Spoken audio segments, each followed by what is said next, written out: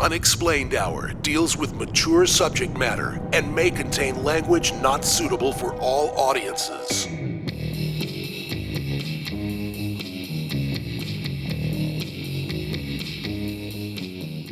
And welcome back to the Unexplained Hour. This is the show talking about all things paranormal, conspiracy theory, and supernatural. I am Red. That's my mom, Sher. How you doing today, Mom? I'm all right. How are you? I'm doing pretty good. I'm ready. I don't even know how many cups of coffee in, but you know what?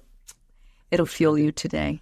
It also stunts your growth. I figured that out a little while ago. Start drinking it soon enough. No, I know, but I think they said that it's like when you're in your adolescent stage, right? Like when you're still a young adult. Yeah. It has something to do with the influx of caffeine will kind of yeah. Right. Well, you're over 6 feet tall, so you should have been drinking it more or less, yeah, early on. Well, Sorry, I did chug through like a gallon. You're the tallest person in a very short family.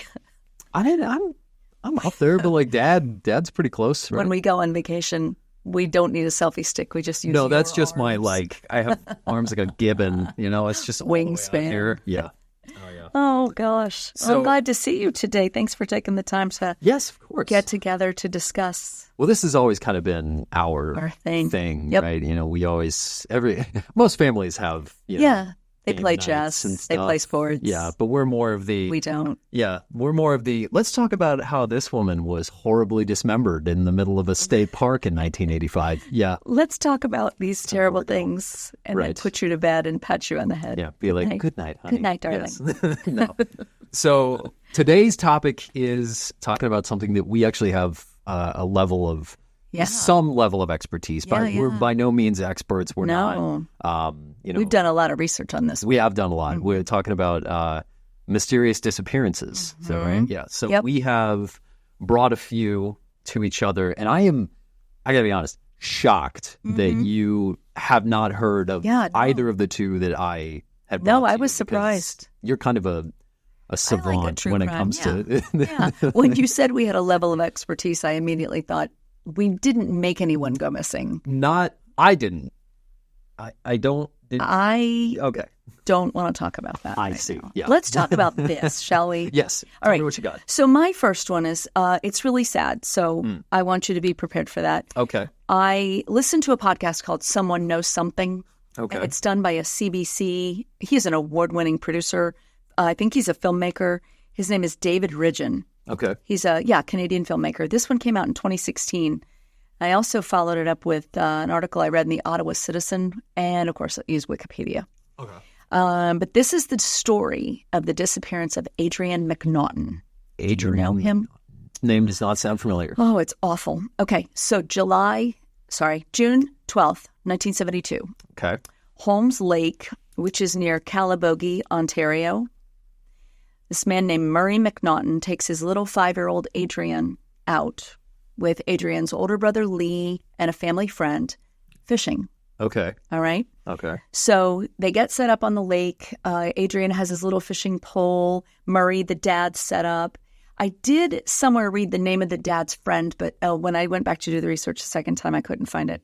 So they're all set up, and they get Adrian with his little bamboo fishing pole, and he throws it, and like a kid's going to do, it gets tangled. Right. So he goes on for about 30 minutes, and Adrian gets tired. He gets frustrated. The line's tangled. He can't get it undone. Yeah. So the dad takes it and says, okay, just sit over here on this rock. So the little 5-year-old Adrian sits down on the rock. Okay. That doesn't last very long. He gets bored, and he wanders away. Like most 5-year-olds are going to do. Yes. Yeah. Okay. So quote from Murray, the dad. I just baited the hook for the kids. Adrian was sitting there with the new bamboo fishing pole I'd bought him. He had a funny look on his face, so I knew something was bothering him. I asked him what was the matter. He said he didn't feel like fishing anymore. Okay. Within no time, the dad realizes Adrian is not here. Yeah. So he sends Lee, the older brother, out to the car.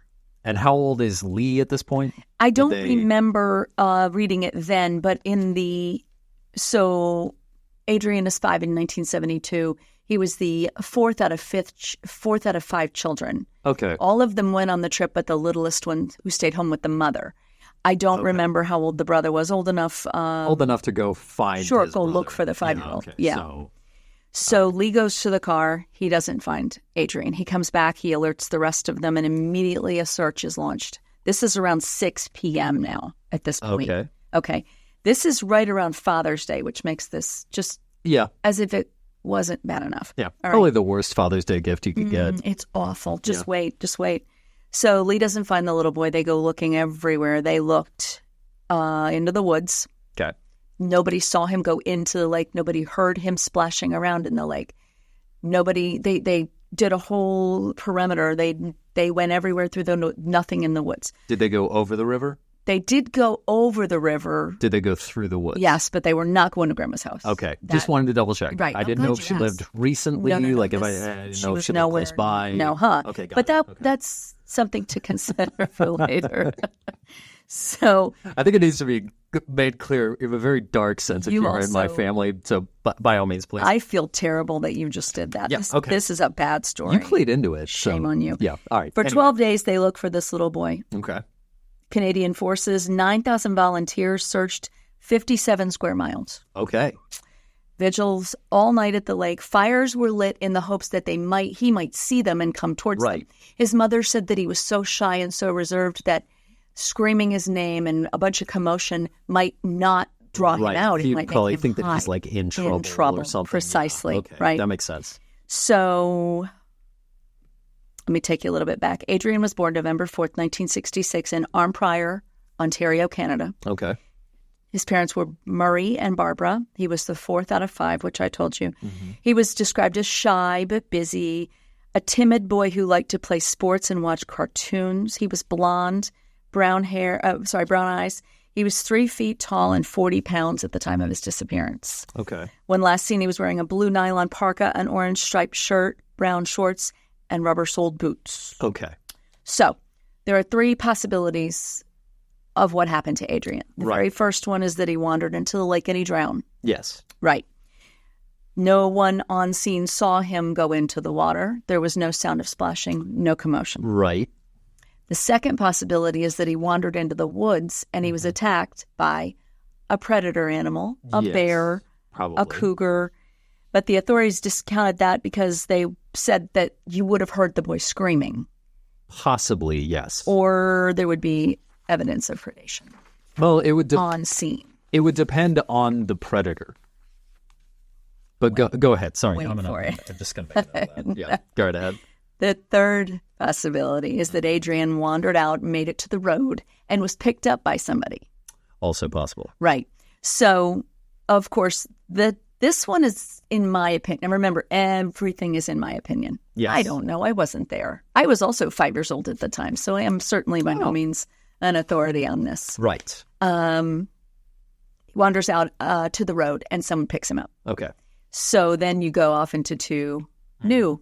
Either a child predator just happens to be driving through this stretch sheer odds of Calabogie.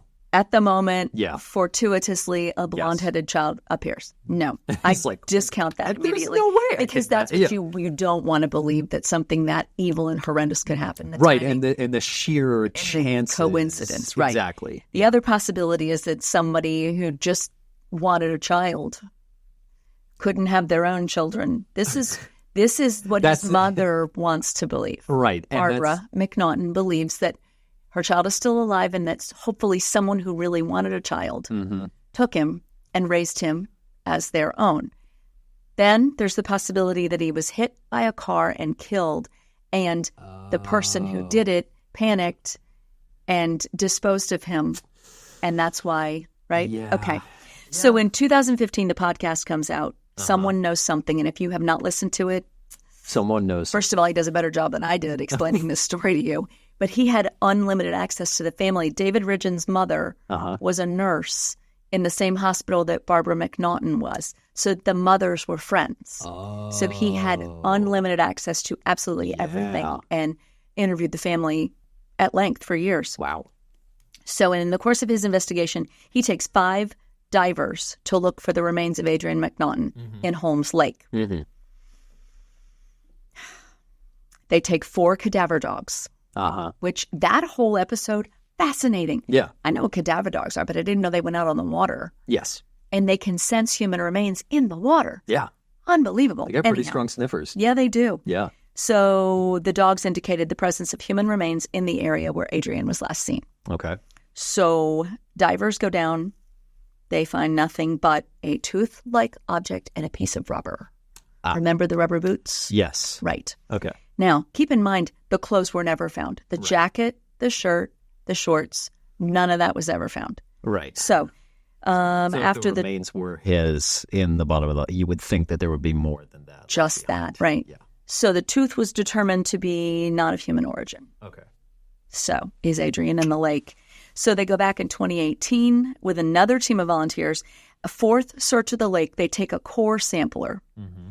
And they go down, and the water at this point is described as rugged and murky. Sorry. Yes. 30 feet deep, some spots, layers of silt, debris, sediment. Of course, it's, what is it at this point, over 50 years? Right. So there's a pretty decent amount of time that there could have been more stuff that acclimated onto the bottom of the lake. Exactly. Bed. So, yeah. The final response was the dogs were taken, 3 dogs hit on the same location. Okay. They bring up the core samples.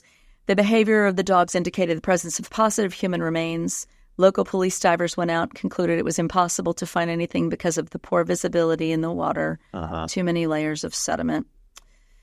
David Ridgen believes that the remains are located in the lake, but they can't confirm it. And this is David Ridgen's quote, "Based on the findings of the dive, I feel the highest percentage chance that he never left the lake, and we believe Adrian is in the lake." And the case is still open. Okay. So here's my 3 theories. Yes. Are you ready? Go ahead. Oh, first of all, I think he drowned. He's in the lake. More than likely, yes. But he was a tiny child. He only weighed 40 pounds. Yes. So would he not have floated? I don't know. I don't know how drowning works. His clothes could have snagged on a limb or something underneath. Yes. And that's what's held him down. And then, as you said, over 50-something years, the sediment would built up. Yes. Was he attacked by a predator animal? I don't think so, because there was no screaming. Okay. Even if an animal, and they're going to carry it over to the woods and to their den, and then there would be, after the predation, there would be a huge scattering, yes? Where are the clothes? Predator animals don't eat clothes. True. I think everything is still in one. I totally discount the theory that he was picked up. I would agree. There's no way. I would agree. But if he was only 5. And if anyone took him and raised him, changed his name, he's not going to remember. A 5-year-old would probably remember maybe at least something about his previous life. But if he was taken out of Ontario and taken who knows where, he may not know he's missing. He may not know people are looking for him. That's a good point. And he you may said not that. know his name is Adrian, right? And you said that he was 5 in 1972, and so were you, right? So right. He should be 58 years old today if he were alive. Okay. There was a composite sketch released in 2009, and I do have a side-by-side of Adrian and what he would look like now. Right. Somebody would have recognized him. And like I said, he may not know he's the subject of the search. Here's this. If this wasn't the worst of all, it gets worse. Their house burned down, and there are no remaining photographs of Adrian. Awesome. Isn't that the worst part of all? That's so the photograph that I have of him is the only. That's the only photograph that exists of this little boy. Wow. Because their house burned down and everything with it. And I wager that it's not even a good photo. It's a school photo. It's absolutely it doesn't age well. Yeah. No. Okay. So that is the terrible story. Yeah. The disappearance of Adrian McNaughton. I can't tell you why this story stuck with me. I've listened to this podcast twice. It's like 10 episodes or something. He interviews the family. He interviews the mom. He interviews the sister, Chantel. The brother, Lee, is now a minister in I don't know what church in Canada. Yeah. Everyone in the surround, they never moved. They stayed right there on Prior. Even after the house Even burned after, the house was burned. That's just insulting. Incredibly sad. That's unbelievable. And if you know anything about a 5-year-old, they're there and then they're immediately not there. And where did he go? Believe me, I remember. I know how it is. He just wandered away. He's just gone. Yeah. That's sorry, isn't that horrible? Awful? Just out of the set. But I would say, to your point of predation, I will say, and again, I'm not an expert, but I know enough about predator animals to know that large predator animals like big cats, like did you dribble? That's okay. Large this place on fire. Just large predator cats like mountain lions or tigers or leopards. Oh my! They will usually like whenever they kill something, they will usually take it away. Yeah. Right now, the weird thing is that because they are so good at taking down prey that is very unsuspecting, like a 5-year-old, there's almost no, like even a grown-ass man, if he was attacked by a mountain lion or a tiger or whatever, there's almost no evidence left behind from the actual scene itself because it's a very quick kill. The clothes. Okay. Again, yes, good The point. rubber boots. Right. Mountain lions live in a very, very solitary area, in a very solitary lifestyle. Right. Here's something like if it was a bear attack, absolutely there would have been so much left because a bear attack versus a mountain lion attack are two very different things. Sure. A mountain lion attack is like a dude coming into your house with a silencer and night vision goggles. Right. And then it's walk over away. with. A grizzly bear attack is kind of like somebody just drove a bulldozer through your front door. There's going to be a lot of evidence. But a predator, not an omnivore like a bear. Like a bear. Right. But an honest-to-God predator will leave almost no trace behind because it doesn't want other predators to track it. To track the kill. What's another thing that mountain lions do with prey that grizzly bears don't? They hide it. Where? In their den. In a tree. Trees.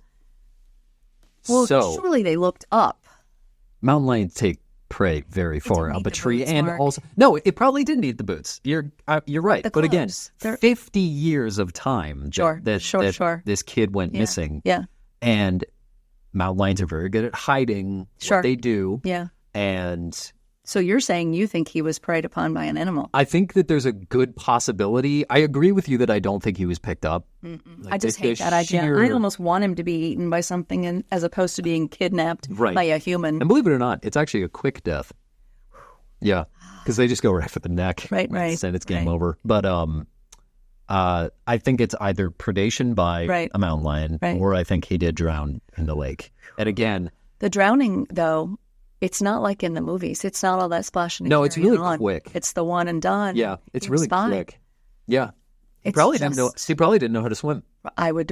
He probably didn't know how to swim. He probably got close to the water's edge, fell in, and then didn't know how to get out. And apparently that's also really quick too. Yeah. It's drowning. Apparently it's very fast. The other reason I don't think it was the animal is because the searchers over 57 square miles. They would. Oh, that's nothing. Predatory range for big cats is like 100 square. Jeez. Like because you got to think in a large area, the ratio between predator and prey is crazy. Right. So like for every 100 deer that there are in an area, there's maybe only 12 lions that would hunt those. There's way more predators than there are prey. And predators are much harder to find, especially in the wild. Like even remains of predators are incredibly hard to find. And also you got to remember, Ontario, Canada is an incredibly huge, vast area. And this area, Calabogie, I had never heard of it. Holmes Lake. Cowabunga. No. Not the same thing. No. Well, I guess that one remains unexplained. What have you got? So I, again, shocked that you did not know about either of these again. But I'm going to tell you about the disappearance of Branson Perry. Branson Perry from Skidmore, Missouri. Okay. So you may know of this town for a different reason. Yeah, go. Different reason. So it was several years before Branson's disappearance, but there was a man in that town whose name escapes me, who was just a full, like all the way to the wall dick, right? I know that he was a bully. He was the town. Yeah. that nobody saw. He was a town Something jackass. about he was murdered, but nobody saw it. Right. And the whole town was there. He came out of out of a bar. in broad daylight with his that one. girlfriend, Yep. and somebody Shot him point blank, in killed him front of the whole in town. front of the whole town, in front of his girlfriend, Nobody knows who did it. and nobody saw That's nothing. why I know the town. Yeah. Yes. So Okay. same town. Got it. Years later. Okay, got it. Years later. So Branson Perry was around 18 years of age when he went missing. Okay. Okay. Mm-hmm. So he went missing in 2001. He went missing on April 7th of 2001. Okay. Branson was a young man from he was an only child. Oh, God. He was, his mother and father had divorced previously. It wasn't a messy divorce, apparently. It just, I guess things just kind of fizzled out, and that's fine. So he would split time between his mom and his dad's house, right? It's also important to know that Branson was, he wasn't really good at holding down a job. Okay. And He's only 18. he had some problem with drugs and things like that. All right. And he was more than likely gay. Okay. Which again in 2001 was still. it was kind of at the time when things were getting still better. getting- yeah. But from what I had seen, his father, whose name was Bob Perry, Okay. it seems like Bob knew that his son was gay and was cool with it. All right. Like didn't Sure. get on him for it, which is good again. Right. Yes. So, also important to know, Branson suffered from tachycardia. Oh. So he had an irregular heartbeat Right. and had heart problems. Okay. He also was a black belt in martial arts. Oh. So despite his Sure. circulatory issues, Sure. could still kick your ass, right? Okay. Yeah. He had a bad heart, and he still went for it. So he was born February 24th in 1981. Okay. Okay. And he graduated from the Nodway Holt High School in 1999. Okay. Lost his job as a roofer and then decided to work at a traveling petting zoo for a while. Okay. That was his thing. Sure. Right?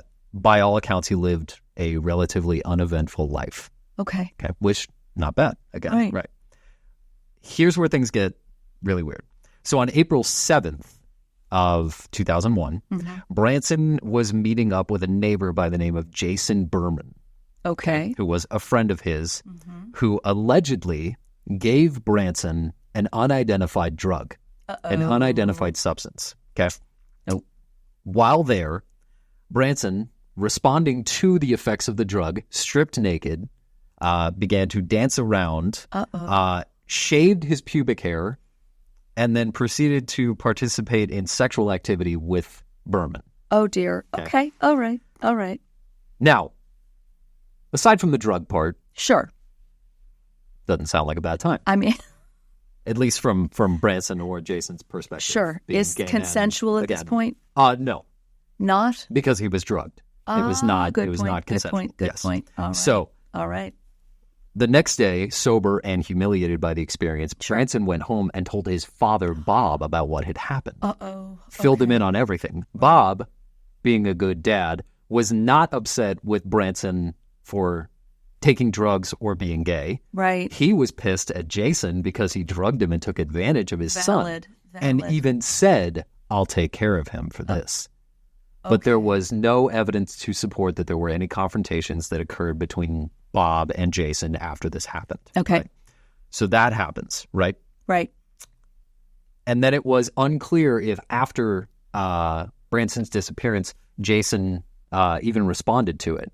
He wasn't labeled as a prime suspect at any point. He passed a polygraph test of his own volition. Okay. And he was never a suspect of any, like he was never Considered a suspect in this disappearance. Yes. Okay. So now flash forward to when Branson's father, Bob, was in the hospital for a routine surgery, right?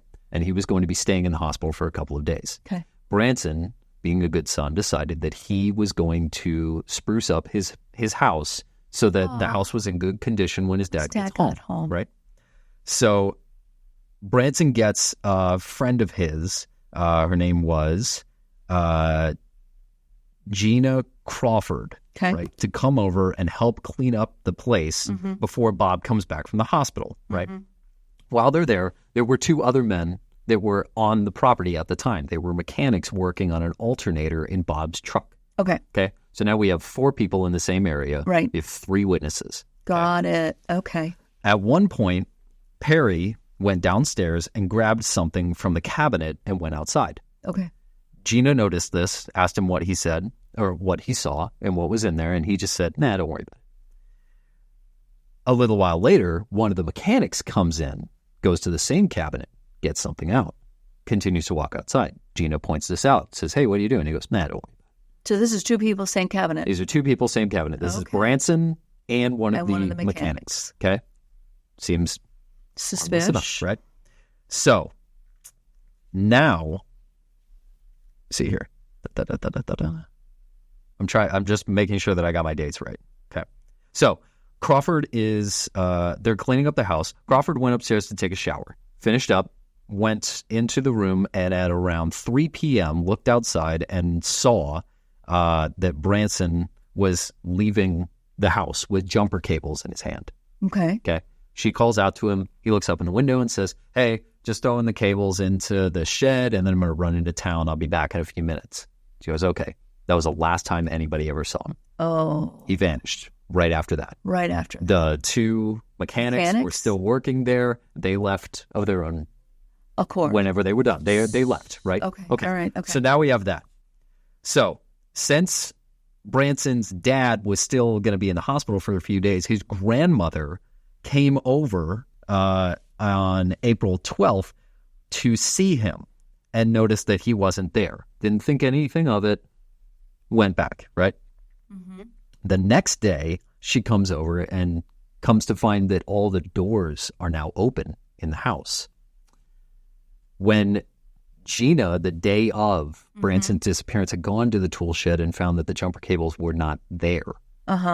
When Joanne, Branson's grandmother, had come back 2 days after they had last seen him, the jumper cables are now back in the shed. What? Yeah. So Gina sees him walk to the shed with them. Gina sees him walk to the shed with the jumper cables. Didn't see him or the jumper cables anymore that day. Then she goes out. 2 days later, Joanne comes again to search for her grandson, finds the jumper cables, are back in there. And all the doors are open now. When you say open, do you mean unlock or do you mean something? I'm talking wide open. Wide open. Okay. So now she gets worried. Right. Okay. And she asked Branson's father if she had seen him, and he said no as well. That day is when they file a missing persons report. So he's been gone 3 days now? April 16th, 4 days. 2001 is when they originally filed the missing persons report. It's actually been 5 days since Branson has had anybody has seen him. 5 days. Wow. Okay. So they did mention, his family did mention, that not only was this very uncharacteristic of him to just vanish, but all of his personal effects were still in the house. Oh, right. Okay. All of his stuff was still there, right? Foul play was immediately suspected, and they began a 15-mile perimeter search of Skidmore, questioned hundreds of people, including Perry's drug accomplices. Jason Berman. And others. Oh. So more on that later. Okay. All of them passed lie detector tests, and none of them seemed to know anything about what happened. The case now goes cold until 2 years later, in 2003, when a promising suspect appears after a former Presbyterian minister and Boy Scout leader by the name of Jack Wayne Rogers was arrested for separate crimes in the area. Rogers, was arrested after attempting to perform sex reassignment surgery on a person, and that person then bled out and died. Oh, dear. So he was charged with first-degree assault and practicing medicine without a license. Yeah.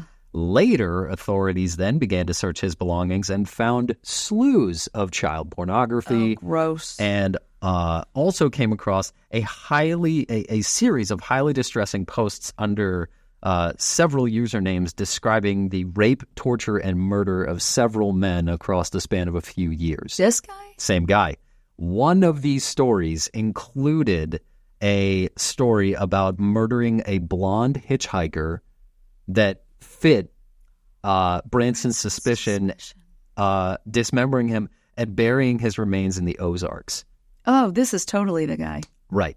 So Rogers then claimed that it was a work of fiction, that it wasn't any real. Sure. They did find a turtle claw necklace in Rogers' car that held a very clear resemblance to one that belonged to Perry. One that he was not wearing the day that he vanished, but one that was in his father's house. The house with all the doors open. Right. In 2004, Rogers was convicted of assault, illegal surgery, child pornography, and obscenity, and he is still currently serving life sentence there. He has never been officially charged with Branson's disappearance. There is no real evidence to confirm whether or not he was the person responsible for Branson's disappearance. And because there is no clear indication of where the body was buried in the Ozarks, there's no way to really determine whether or not he was responsible. So no one knows. It's still unsolved. It's still a missing persons case. Both of Branson's parents, Branson's father passed away in 2004 when Rogers was convicted, and his mother died of melanoma in 2011. Horrible. And his grandmother, I think, sometime before that. Horrible. But so when he left the house that day, yes, he said he was going to town. He said that he was going to return the jumper cables to the shed.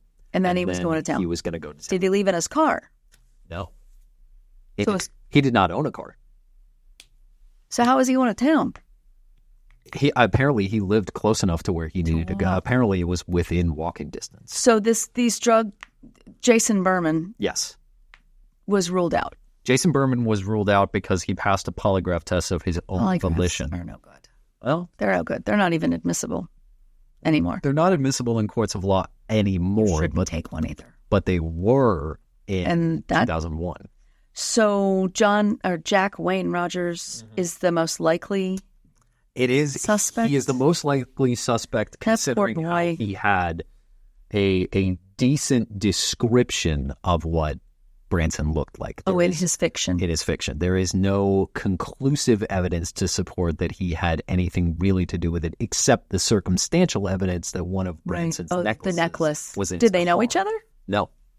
As far as the article that I found, it said that there was no real clear connection with him. Now, Branson, in the article, when it references drug accomplices, my guess was that Branson was a low-level drug dealer. Oh. And that cabinet thing was him maybe dropping an ounce for one of the mechanics working on his dad's car. Oh, and they went to... like a dead drop kind of thing. Sure. That's I don't think that there was anything malicious behind that. I think that he really was Gina just saw something. I think Gina saw something, wasn't really convinced what it was. I think that he was just getting drugs from Branson, and those guys, the mechanics working on the car, could be ruled out pretty easily. I think that Jack Rogers is probably the most likely suspect, seeing as how the timeline matches up, the circumstantial evidence of him with Branson's necklace matches up. Right. But aside from that, I honestly... There's really nothing else to him. Yeah, there's no concrete And he never evidence. said. He never gave it up. He never... he only said that it was a work of fiction. He didn't say that there was any... But they didn't know each other. No. He also never openly admitted to any of the other articles that mentioned murder and dismemberment of other hitchhikers in that area. He only... I don't think that he even... he was caught red-handed, literally, with the dead person that he was trying to perform the operation on. So there's no...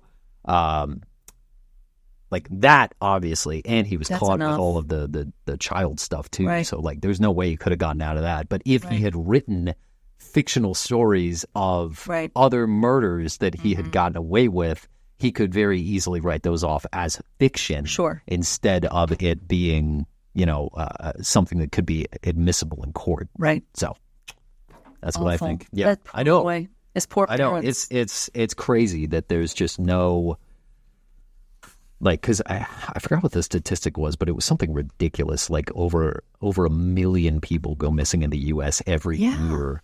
Over 75% of those are children, and only a quarter of them are ever found again, either dead or alive. Yeah. That's Most people just, when they go missing, that's it. Gone. Well, Wild. I have a story Hit me with it. that actually has an ending. It's not great. It's not good. But I had a feeling it wouldn't be, but that's why we're here. That's kind of why we're here. All If it's a right. happy ending, listen to it on NPR. why are we If you here? want to listen to a bad ending, Come here. the Unexplained Hour is where you'll find it. Yeah. So my resources for this are a magazine Yes. called The Mysteries of Southwest Virginia.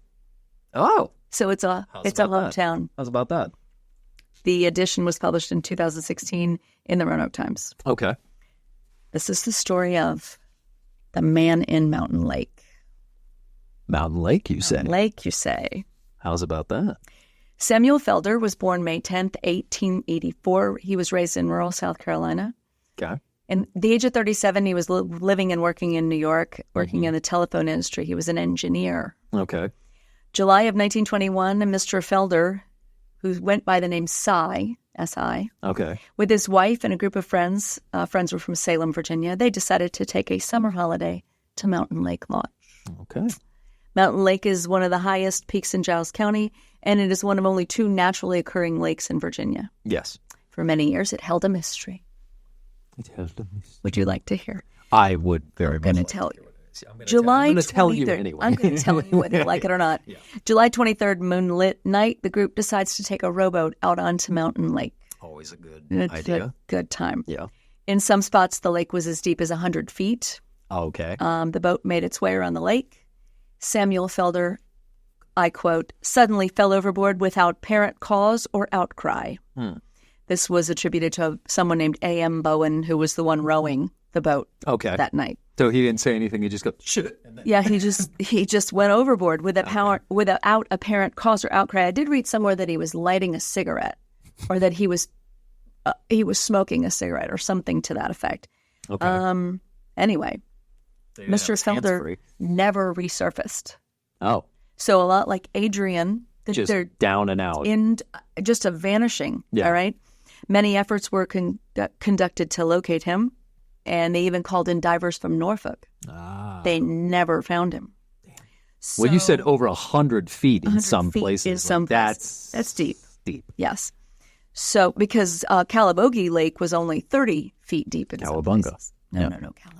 I know. That's just word association. I know. You Go like ahead. the sound of that word. It does. So everybody watched him go over. It was moonlit night. They saw him go over. Yeah. So as time passed, they closed the resort for the season. The searchers gave up looking. They brought the divers in, but they never found him. Yeah. And the manager wrote to the family telling them he went out on the lake every day in a rowboat looking for Mr. Felder. And this is a quote from T.G. Porterfield. I regret very much to have to report that we have seen nothing whatever of the body. So Mrs. Felder went back to South Carolina and she never remarried. It's so sad. How do you, sorry. Yes. Go ahead. How do you, like, if I'm in a boat. There's 4 people in a boat. Yeah. If I'm in a boat with 4 people and somebody goes over, right? Yeah. I'm going to jump in after them. That did not happen. Try to I find wondered them. about that too. And then they're just like, oh, well. fuck it. They So I just guess go they back to went shore. around and around and Yeah. didn't find him. At what So point? they went back to, I don't know. Imagine being the guy that has to now be like, so should we like What do we do? go back? Do Or, we- yeah. What do we do? Yeah. Well, they didn't find him. So, Crazy. 2008, Okay. a man named Tim Dalton and his son make a startling discovery Ah. in a dry lake bed. Yeah. Now, I just told you, Mountain Lake's 100 feet deep. Yes.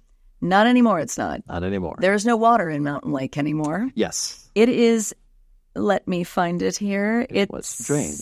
It's drained. There is an actual name for it. The recurring drainage phenomenon. I knew I'd find it. Ah. And the lake is completely empty all the way down to the lake bed. I've been in it when it had water in it. I've been in it as a dry lake bed. You can go right down and Yes. hike straight down into it. Was this when you could walk? This is yeah. okay. That's nice. Thanks.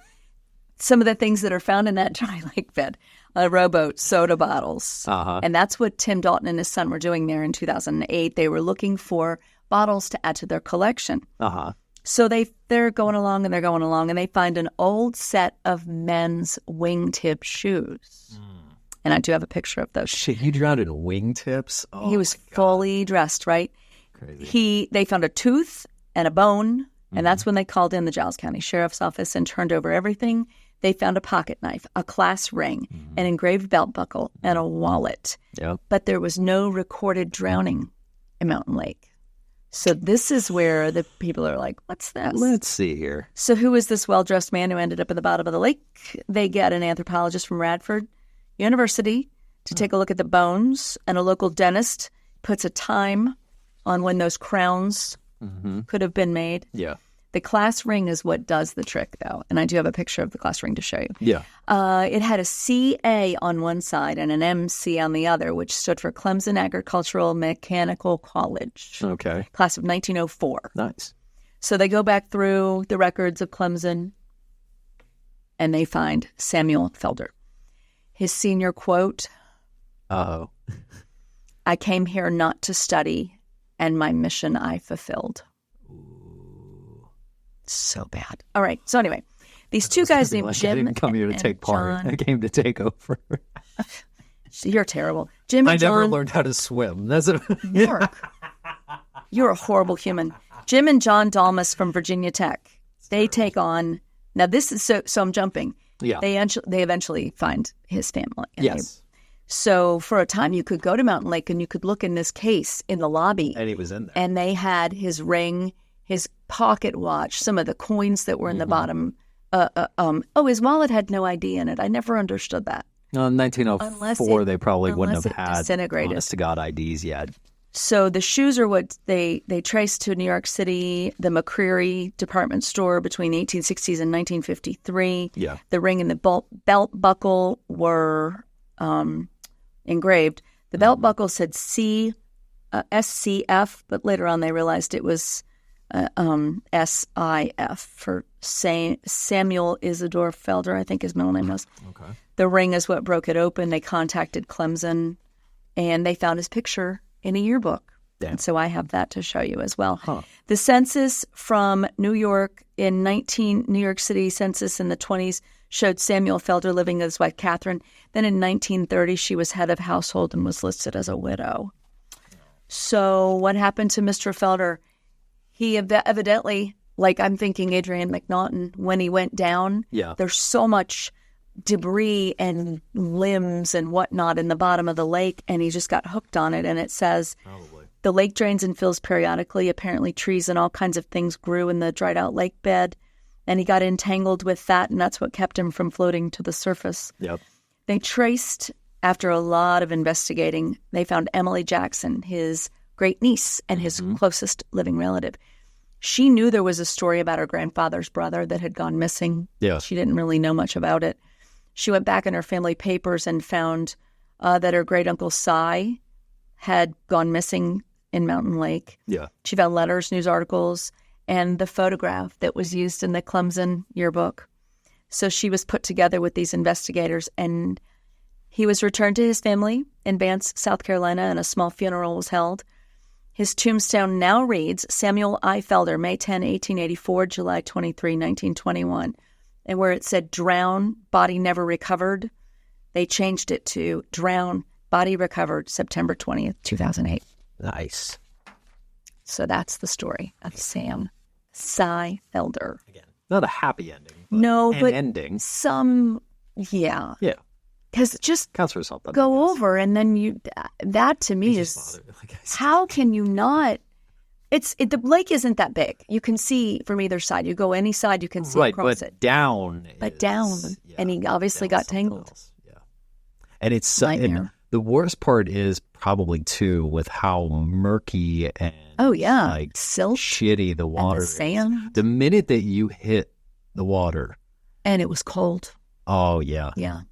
Because you're just going to go into panic. Sure. And the minute that you hit, dude, trying to swim to the surface. In a suit and shoes. Yeah. Which is also why I think Adrienne McNaughton perhaps is in the bottom of Holmes Lake, because of the little rubber boots and a nylon parka. It's probably... He's wearing a coat. Yeah. That'll weigh you down. And he couldn't swim. Yeah. Terrible. Terrible stuff. Dude, try swimming in shoes. I can't swim, so... You can't swim? Mm-mm. My wife can't swim either. Which I think is I think you need to learn. I probably do. You probably should learn. Today won't be the day, though. After these 2 stories, I probably should. I would recommend. What do you think? I would. Oh God. Do you? Go. Clearly, just go. Both of you need to learn how to swim. Yeah. That's all I need to say. I know. Okay. Yeah. What were you going to say? I don't remember. Okay. Anyway, go ahead. What have you got? I know you've got something else delightful to tell me. Oh yeah, this is going to suck. Okay. So, have you ever in your life heard of Emanuela Orlandi? Is this the girl at the Vatican? Yes. So when you asked me about her before, yes, I said no. Right. But then I thought about her last name again, and I remembered that there's a new podcast out about this. Yes. And I haven't taken the time, but now I won't need to because you're going to tell me. Well, they'll probably go into a little bit more detail than I will. Will it be more professional than this? Probably. Most people, most likely. Most people are more professional than I, but... Take it away, Emanuela. So Emanuela Orlandi was a 15-year-old girl who went missing in Vatican City in 1983. Yep. Okay. So she was the daughter of a prominent Venetian employee. Okay. So she was up there, right? Okay. And she lived a normal life. She occasionally, weirdly enough, would run into Pope John Paul II. Now, when you say run into him, like...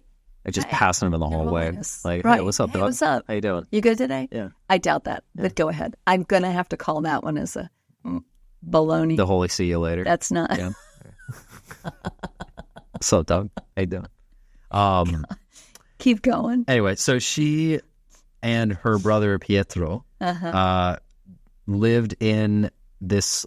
Like they said that their area that they lived in was more like a village. It was comprised of like 6 families, and they would hang out in that area, right?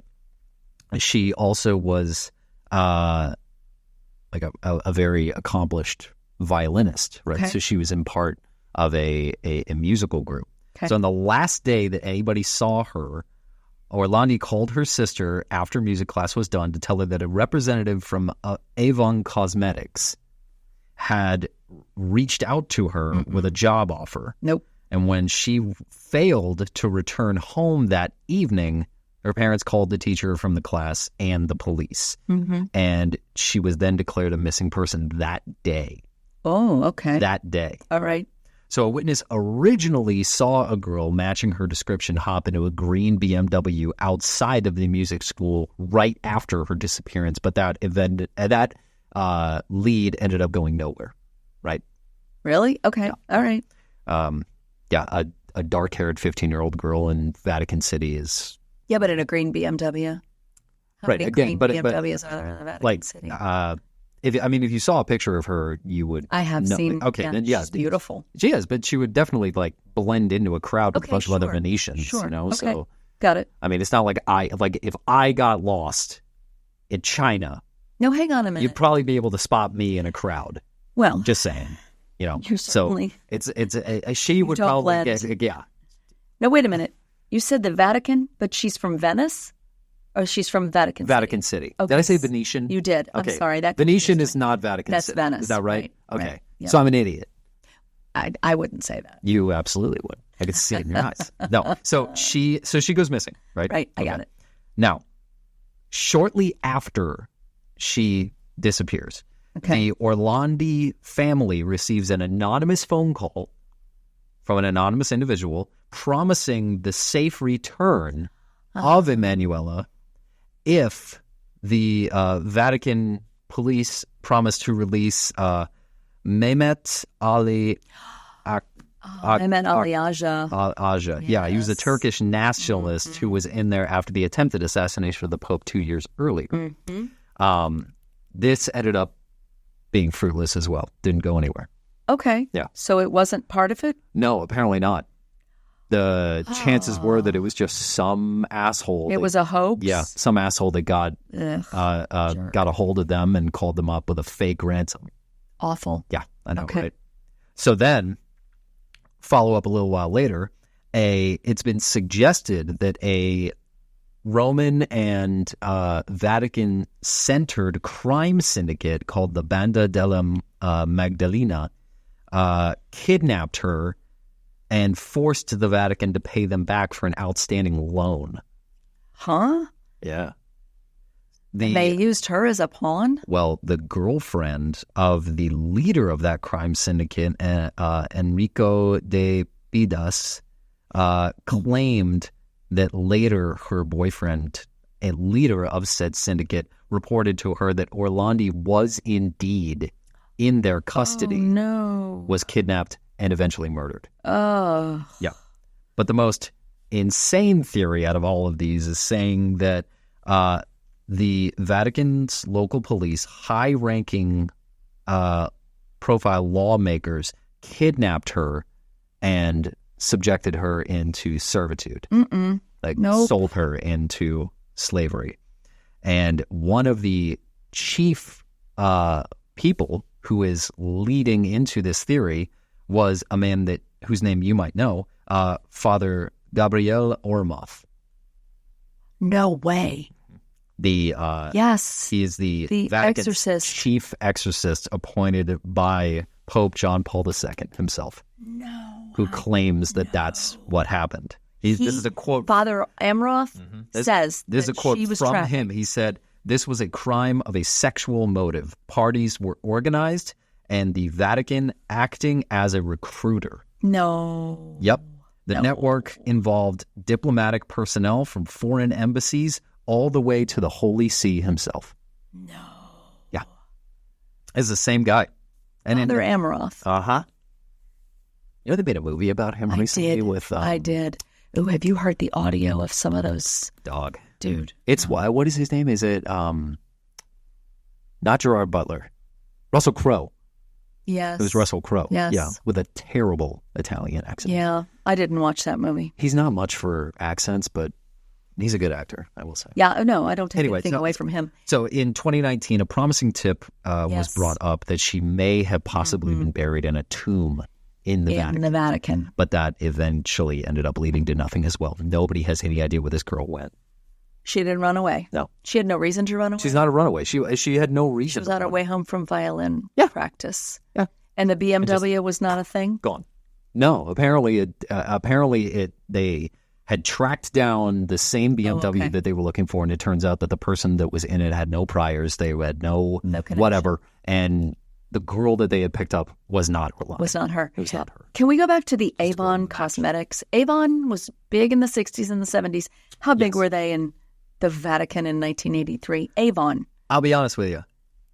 I don't know. I don't believe Mostly that. because I don't know anything about cosmetics. So Avon, they would come to your house with the product, and it's like it's a home. It's they come to you. You don't go to the store for it, and they put on a little demonstration or whatever. It's like Tupperware or I don't even know these products that they come to your home and sell. Right, Pampered Chef and all these other things. Right. Avon called her and wanted to do what? Recruit her for a job? Yeah. Maybe that's how they got her. Okay. So think about, it's terrible to think about, but think about this. If you're going to target certain individuals, right, you need something that's going to grab their attention. Sure. So cosmetics. 15-year-old girl. To a 15-year-old girl being like, oh, you have a face for television or magazine or something. Sure. Here's our business card. Would you be interested in meeting us again at this point, whatever? It's not going to cost any money right now, but, if you just want to come and meet up, but something to get them somewhere. Away from their... Right. Yeah. Right. And I'd wager a young girl she's beautiful in a presumably Catholic religious household probably wouldn't have been received well if she had started. Well, it sounds like she came from a very safe and sheltered family. Yeah. And she wow. Yeah. Awful. They never found her. Nope. I'm inclined to believe Father Gabriel. She was trafficked. Yeah. I don't think she's buried within the walls of the Vatican. No. I don't believe that at all. I believe she was probably taken that day and no. They put the other elsewhere. popes under there, I think, right? Just popes. Yeah, it's just popes in there. Yeah, and a lot of real. I don't think crazy secrets. Awful. Yeah, lots of secrets. Yeah. But you got to think like Europe is.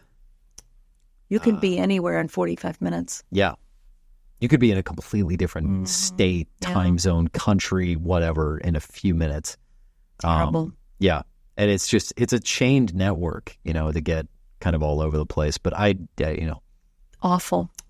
Unexplained. Think about that. Very unexplained. I don't want to think about it. Well. This has been a downer. Yeah, I know. Thanks for coming to this. I really appreciate that. Yeah, thank you so much. An hour of really negative, depressing. Yeah, but I think the more that you, the more you know about it, the more that you still can't figure it out. No, and it hurts my head to think. Yeah. Where are these people? I know. We know where Cy Felder went. Thank God they found him and his family was able. But the other three, awful. Branson Perry, that's terrible. Yeah. But I think it's also it's helpful in a certain way because the more that you hear about it, the more that these stories are out there, the more that you're accustomed to the idea of, it's not to say always be looking over your shoulder, always be doing this and that, but you have to have a level of something that my wife does not have, by the way. She has no sense of self-preservation whatsoever. Self-awareness. Nope, none whatsoever. Terrible. She has, I've asked her this to her face, and she has told me that she has the nothing bad will ever happen to me mentality. You got to be careful. And there's a part of me that wants to be like, okay, yeah, keep walking around with that shit clanging around in your head. But then I also have to be like, she will vanish if I let her. Yeah, she won't. If I don't keep an eye on her. What is it called? What's it called when you're aware? And aware. To be aware. Yes, to be aware. Be aware. To be or don't be unexplained. Not to be unexplained. Yes. Right. Thanks for taking the time today. This was fun. Yes. If you if you like this content, or if you want some more, please drop a like, share, and if you're suggestions, yes, please. If you have any suggestions for future shows, please drop us a line. If you want updates for new shows, if you're watching us on YouTube, please hit the bell so that you can get updates on new episodes. And thank you guys so much. Appreciate it. Thanks, Mark. Love you, Mom. Love you.